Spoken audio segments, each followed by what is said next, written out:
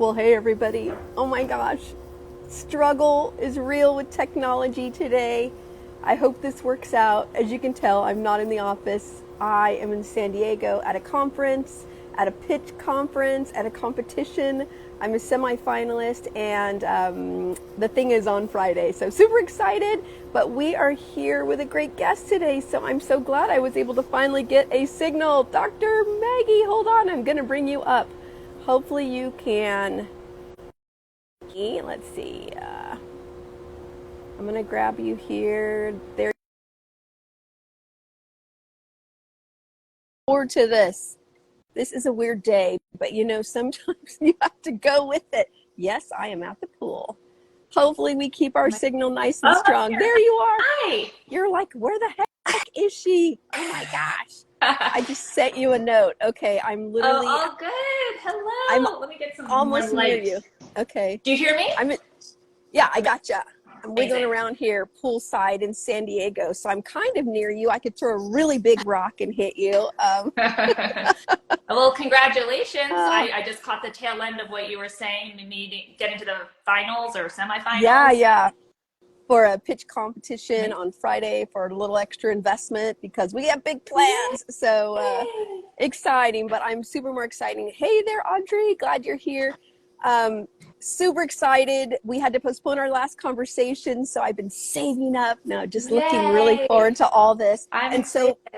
and seeing you at Wise Paws, that was super fun too. So those of you who don't know Dr. Maggie, you will. I just want to make sure I get this right with your fantastic title. Neuropathic physician at Akasha Center for Integrative Medicine. Did I get that right? Yeah, naturopathic doctor, naturopathic physician, naturopathic doctor. So almost, yes. Okay, good.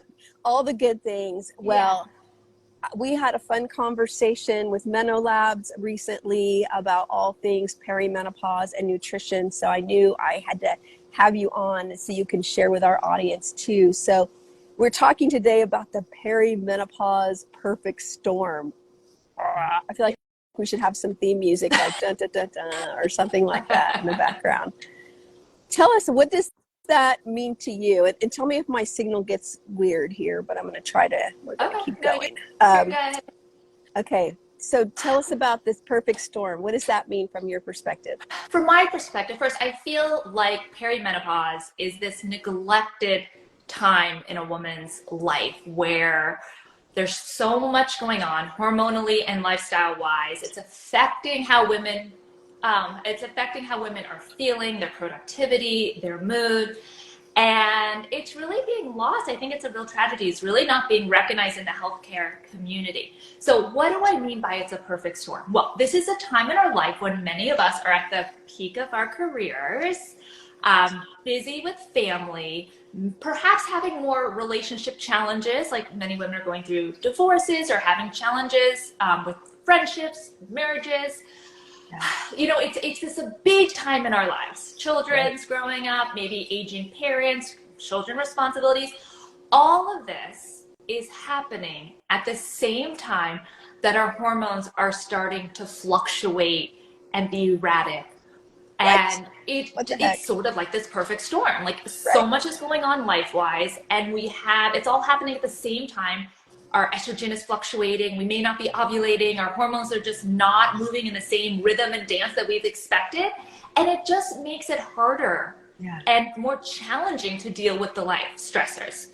So things that we used to be able to manage with ease, like we could have so much on our plate, can just feel more challenging at this time in our lives. Yeah, absolutely. You know, you and I get to talk to women all the time about their experience, and especially in perimenopause, because that's a huge part of it. We always use the word menopause, but a huge part is peri, and then of course a huge part is post. But peri, to me, and tell me if you're finding this with your patients and clients that you work with, is actually the scariest part for women, because especially in the beginning, when you're starting to have some of the symptoms, maybe brain fog was the thing that kind of kicked it off for me. It's scary. And so are you finding that women have that fear in the beginning? What's happening to me? Yes, I really do. And that's why I started really focusing on perimenopause in particular, because I would see women in my practice just in tears, because of these changes that were happening. And I don't want to call them subtle, because obviously they were, life-changing, causing women to cry, but in a way they, it's not like you can tell from the outside, right? And maybe your blood work is normal and you look the same, but you just feel like you're not yourself anymore. And just like you said with the brain fog, I mean, really that's what's bringing people into my practice is the brain changes. So inability to focus, inability to concentrate, and then the mood changes that can go along with it. Yeah. And then of course the lack of sleep, which is so common, which affects cognition and mood at the same time. So yes, it's this time, and then it kind of sneaks up on people. You're not expecting it. You don't know what is going on. And so it's like women didn't know. And then these women would see their primary care, and maybe they'd be sent to a psychiatrist or maybe a cardiologist, and no one was putting the pieces together. And then there's this fear of not knowing what's going on with your body, which can make all symptoms worse too. So yes, it's this forgotten time in a woman's life I don't even know if forgotten, but just unrecognized time in a woman's life. Yeah. And are you noticing, is it happening earlier and earlier? When I first got into the menopause conversation, we were talking a lot about 45 plus, but now I'm hearing 40, even some late 30s. What's your observation in that? I don't know if we're just more aware of it now and really calling it out for what it is, that it can start in our 30s. So I don't know if it's actually starting earlier versus us finally giving some attention and recognition, and maybe there are more health practitioners who can begin to recognize these changes. But they can start 10, even 15 years before your last menstrual period. And I think maybe they always have. I do think when we have a very stressful life, where we have a lot going on, it can really throw hormones off. So whether just there's so much going on and our foundations for health aren't as strong, that we are more susceptible to the changes of hormones and more susceptible to feeling the symptoms of perimenopause. So I think it's always been happening. I think we're just finally recognizing we're putting a label on it, but AKA our whole entire 40s, right? I mean, the 40s are hard just because in a different way. I know I was raising 3 kids, my husband and I, 3 kids in all different stages, and then what's happening in my body, career really pressing forward. It is a perfect storm in your 40s, for sure. It is, but it could also be amazing, right? Oh, yeah. It really can be, but you gotta understand your hormones, and you gotta know the tools you have in your toolkit to really support you during this time. Huge. That's why I always say, though, wait for the 50s are like, can't really wait, come on over, come on. When you get here, in your own time, they're better. They're definitely better. Okay, so that's great. I know you're on your way. You're on your way. I know you have some little ones. So let's talk. I want to talk about bioidenticals, because I know that's a huge topic, hormones in general, but specifically bioidenticals, FDA versus compounding. We're going to talk about that. But before, I want to talk about nutrition first. And that's what I love about you, is that you have a holistic, whole body approach to handling all the symptoms and the experience. So tell us about, how, I feel about the inside out and the right foods. And, we advocate whole foods, right? Whole foods first. And if you can't, then have a really great option after that. So tell us your thoughts about nutrition as it relates to a woman's experience in perimenopause. I'll tell you that when your blood sugar is stable, when you're feeding yourself the nutrients so that your hunger signals are low and your full signals are high, which you can help control through what you're eating, it makes this process so much easier. If that we can control with what we put in our mouth. So we want stable blood sugar. We want to eat, and basically it's just getting back to nature. I mean, it's not complicated. There are like a million books out on the shelves, and I think we have made eating very complicated. Like there's some trick to figuring it out, and there is tweaks and individualization for sure. But when we just eat real whole foods, get rid of the ultra processed foods, eat high vegetables, high dark leafy greens, high sources of fiber, good protein, healthy fat, and really reduce alcohol and ultra processed foods, like we're giving our body really the nutrients, the signals it needs to thrive.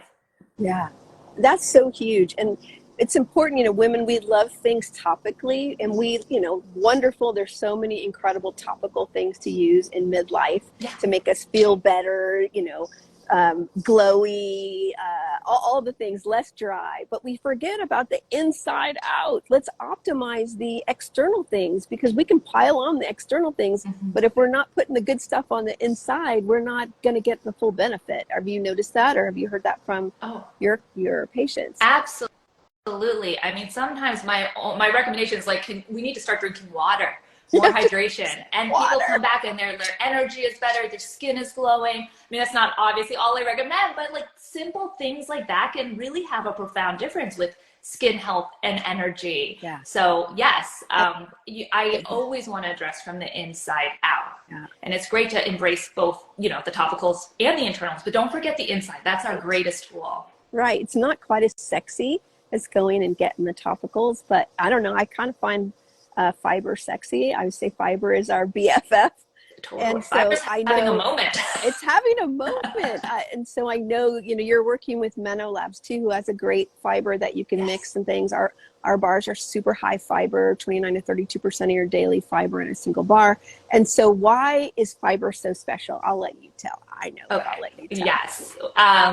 Fiber is really amazing for a number of reasons. One, it's the food source for our gut microbes. So we've all heard of the good bacteria that live in our digestive system. We need to feed them for them to grow and thrive, and fiber is their food source. Fiber also helps us have good bowel movements. That I think most people knew, right? Helps us be regular. Fiber also helps us feel full and satiated, and elongates and stabilizes our blood sugar level, so they're not fluctuating as much. Which helps with sugar cravings too. Exactly. Which is a big part for me and many women I speak with, is sugar cravings, because if your blood sugar is going up and down, and you're not full, then you just want to reach for what I would call the killer C's: cookies, candies, and chips. Totally. You know, so load up on that fiber. Yeah. And I think I heard it from you first that fiber is, we know it's a prebiotic, right? But it feeds the probiotic, which I thought that was such a great way, because we hear a lot about probiotics, but we don't understand what are prebiotics. Like an engine of a car. You can have an engine, but if you don't have any oil to lubricate or feed the engine, it's not going to go anywhere. So right, exactly. It's like throwing seeds on cement. I mean, you need to have the soil there to grow it. So yeah, exactly. It's so important. So important. That's the good stuff. Okay, let's skip over now to, I could talk about nutrition all day, but I want to make sure we cover all the good things. Yes. Bioidenticals. So we know we're in this big, huge conversation about hormones, HRT, bioidenticals, synthetic. Now, you know, give us the rundown, Dr. Maggie, like across the board, and then what your thoughts are. Okay, so hormone replacement therapy is a big umbrella term, and it embodies both the bioidentical hormones, the synthetic hormones. But when we're talking about supporting women through menopause and the perimenopausal process, most of us are talking about bioidentical hormones. Those are the hormones that are being used this day. I will say to everyone who's watching, bioidenticals, the term itself is a little controversial because it has different meanings to different people. And it really came about after the Women's Health Initiative study that came out in 2002, which really was the study that scared women off of their hormone replacement therapy, because this study came out and interrupted daytime television. Do you remember when it came out, Julie? I remember I was like watching Days of Our Lives with my mom. I mean, it was interrupted. Okay, are we confessing about Days of Our Lives? Yes, of course. Yes.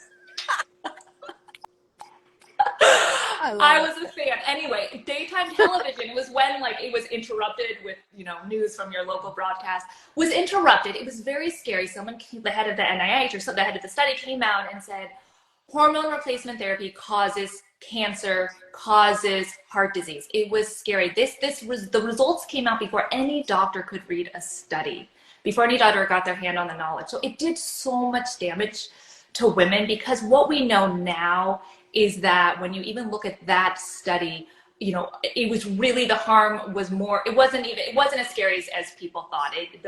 Even the women, we always think estrogen causes breast cancer, but actually the women who just used the estrogen had lower risk of breast cancer. So there was a lot of nuances that came out of this study, a lot of reflection on the data that we now know that hormone replacement therapy is safe for the vast majority of women when started within the first 10 years of menopause. Now, the hormones used in that study were synthetic hormones. It was Premarin, which is conjugated equine estrogen, comes from the urine of pregnant horses, pregnant mares, and it was Provera, which is a synthetic progestin. Both of those are, Provera, which is the progestin, is both of them really, I should say, are just not used anymore. But and we need both. Can I just interrupt you? We need both, right? We need estrogen and progesterone. I don't know that women understand that we need both. And I will we just all talk about estrogen. Yeah. Yes. We need estrogen, and if we have a uterus, we absolutely need progesterone as well. But the Premarin and Provera, the synthetic, non-bioidentical hormones that were used in this study, are really very rarely used today. So what is used today is these bioidentical hormones. We can have beta estradiol, which is what our body naturally produces, and progesterone, bioidentical to what our body produces. So these are bioidentical hormones that are used today. And within that category of bioidentical, so hormones that have the same molecular structure as our own hormones, there are the FDA-approved bioidentical hormones that you can get through any pharmacy, and there's compounding that you can get through a compounding pharmacy. That's controversial. I mean, there's some doctors that don't support compounding. I think it's a nuanced conversation. I like to educate women on all of their treatment options, but the hormones that are used today, the hormones that have the same molecular structure as our own hormones, we know from a number of studies are safe for the vast majority of women when started early in the menopause transition. So when do you get to the point where it's not a good idea? So if you're in perimenopause, generally you're in a good zone there. When should, I've never taken HRT because my mom was of that era, had a hysterectomy in her 40s. So she warned me off of HRT from day one, which is how I ended up in the natural path of this.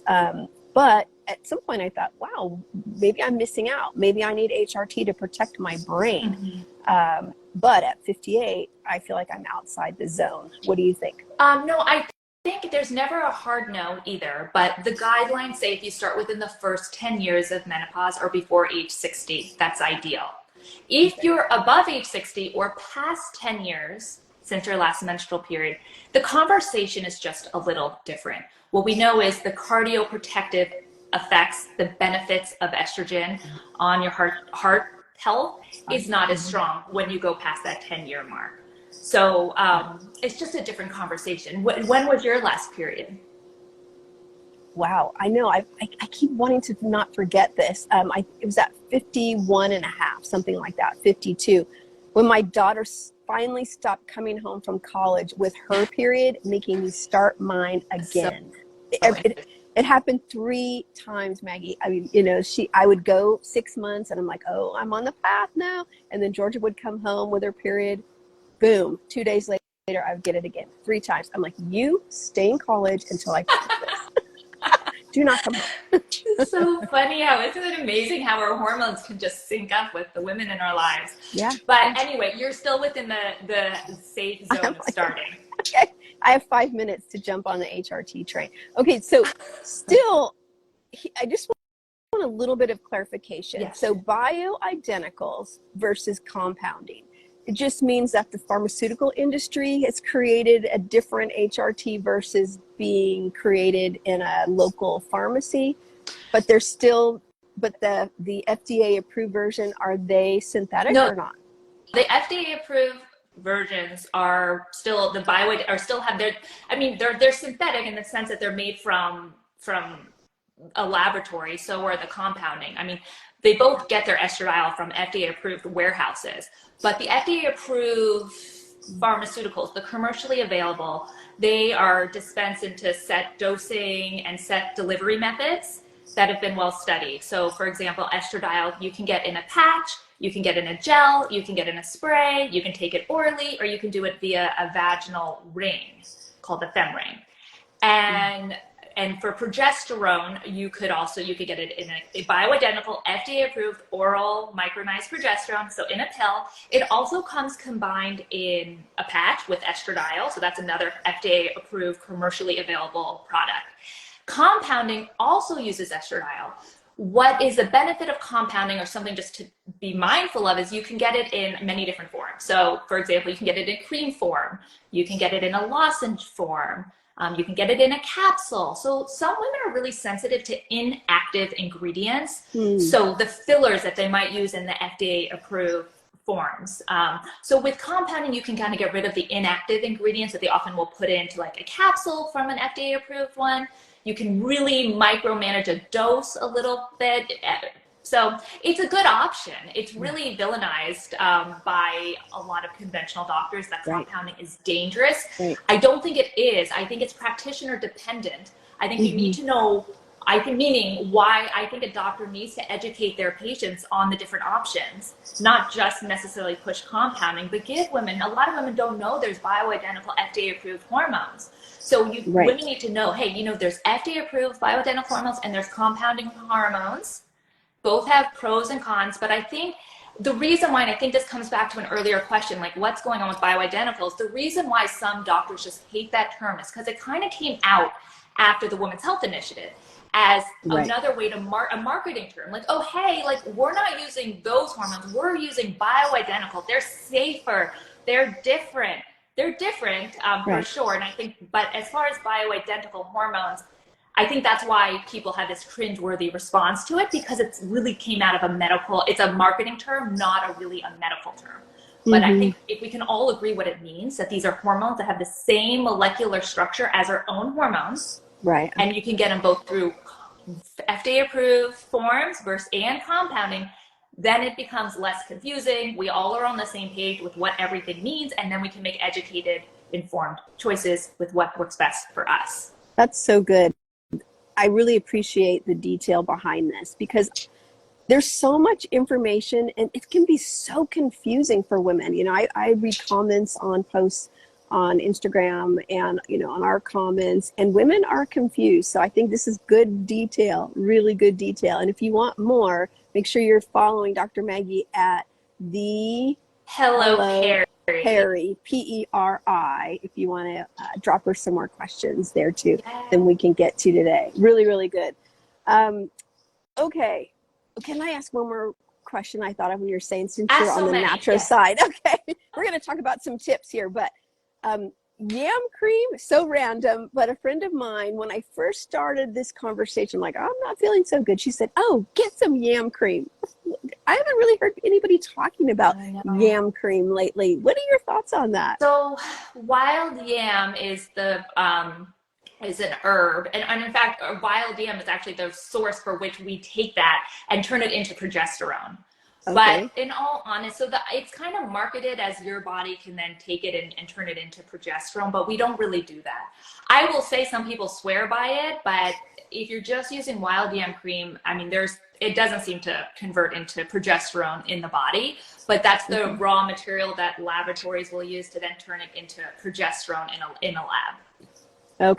Okay. So good. Just in case anyone, it was just funny. It was the first product that was introduced to me when I started saying the M word, when I started talking about menopause. Yeah. But I barely heard it again. So just had to throw that in there, in case if we eat more yams, then we're going to not feel like a ram. We'll feel better. We'll feel strong like a ram. Yeah, it's so individualized. There's no studies to support it. It's pretty poo-pooed like in the medical community because it's not shown that our body can convert it. So if it makes you feel better, and it's safe, then I'm not mad at the placebo effect.